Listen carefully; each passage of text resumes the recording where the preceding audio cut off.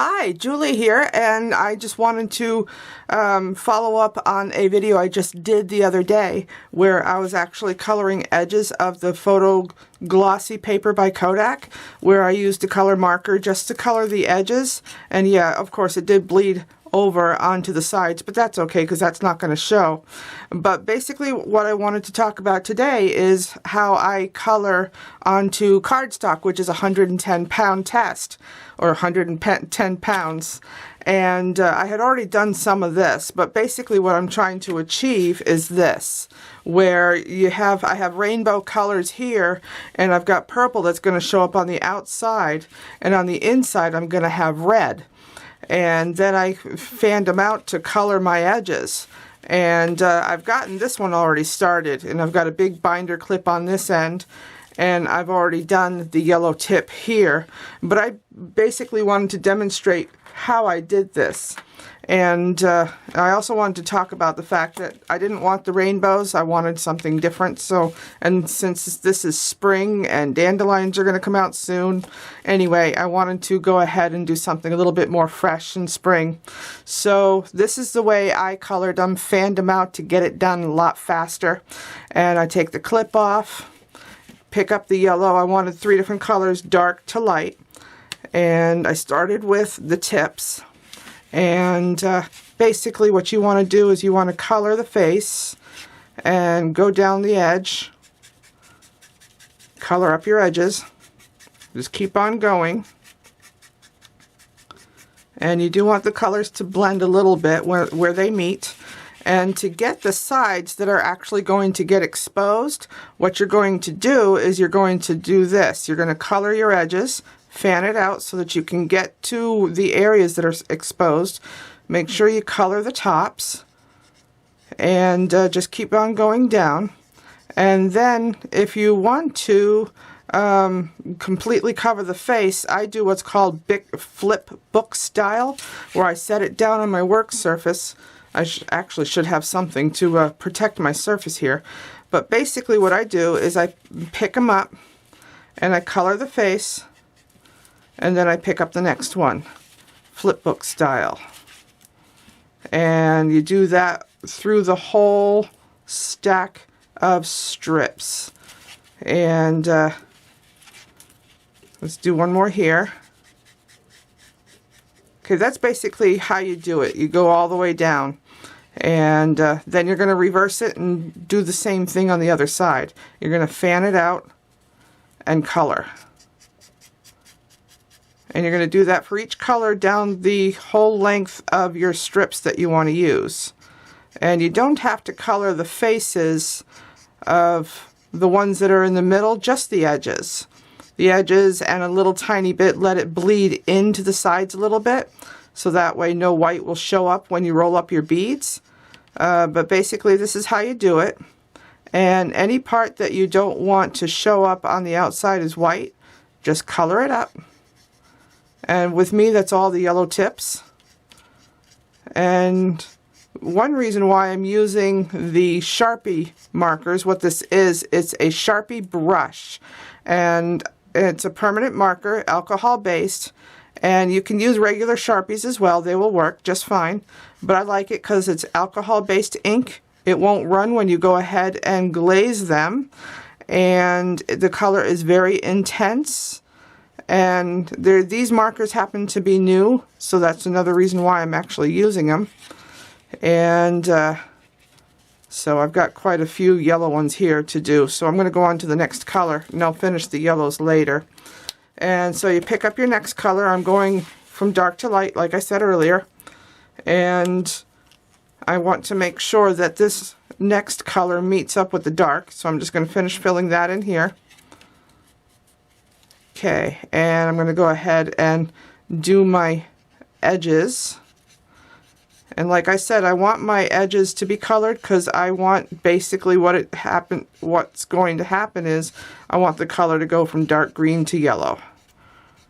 And I don't want any white to show up when I roll up the beads. And my whole point of doing this, I got the idea of coloring the strips from Lisa from Beyond Bracelets. I thought it was a great idea, but she was doing them one by one, which is fine. I just wanted something a little bit faster, and I wanted to have a whole bunch of them that were exactly the same, so that's why I'm doing it this way. I'm fanning them out and laying them, you know, stacking them, and any of them that are not quite the way you want them, just keep going. And once you start rolling them, if you have any white spots, keep your markers nearby so you can touch them up. But for the most part, this is going to cut a lot of time off of the amount of time it takes for you to go ahead and do this. And that green's just about done. Okay, so this yellow is what I want to show up on the outside of my bead. And I want the inside of my bead to be the really dark green, this one. So what I'm going to do is I'm going to move this clip a little bit further down, take it off, and since it's nice and strong, I'm going to put it where I put the clothespin, maybe down here, because I need to fan this out too. Take this off and turn it over so that the opposite side is showing up, and you're going to color these flip book style. And basically what this is for is so that the inside of the hole in the bead will be green and not white. And boy, that's a really intense green. But you can use any shade of green. These two happen to be what I actually have in my pack that I bought. So that's what I'm using. And you know, this is one of those projects you can do in front of, you know, watching a movie or something like that, and just keep doing flip book style until you have them all done. And you're going to do the fan thing as well. Turn it over, because this is the side that's going to be exposed, and start coloring. And again, you can fan it out to really fill it in. And take your time with this. I mean, if you were to do these individually, it could take well over an hour. And this here is probably going to take 15-20 minutes at the most to actually get all this done. And it doesn't really matter how much of this you actually get done. The whole point is you want to make sure all your edges are covered and all of them are the same. When you roll them all up, they'll look the same, is what I mean. And you don't have to color the insides because they're not going to show. Except for that one way on the back side, on the opposite side. And then fan it to the other side and start coloring away.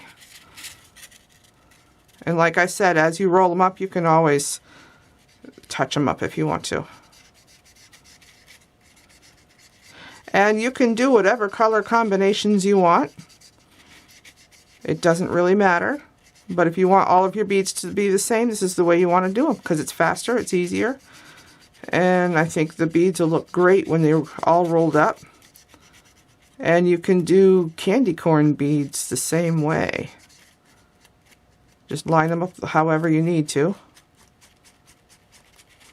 And just get it done.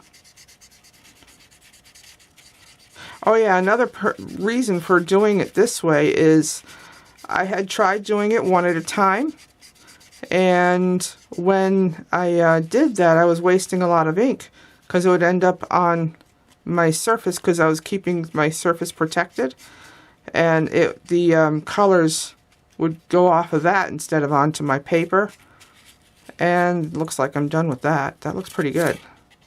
Okay, so that one's ready to roll. Now I just got to finish these, which I can do later. And that is basically all I wanted to show you today, is how to go ahead and decorate your beads like Lisa does from Beyond Bracelets. I'll provide a link to her tutorial in the description below.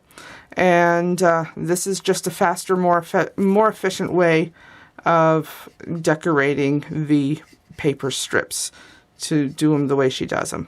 All right, thank you and have a great day. If you like what you see, go ahead and hit the subscribe button and you'll be notified. If you actually click on the settings of subscribing, you can actually get an email every time I upload a new video. And also, if you want more information about paper beads, I got a whole bunch of stuff over at paperbeadcrafts.com, along with the paper bead rollers that I use, and other ideas and projects and patterns that I have video tutorials for. Okay, great. Thank you, and have a great day. Goodbye.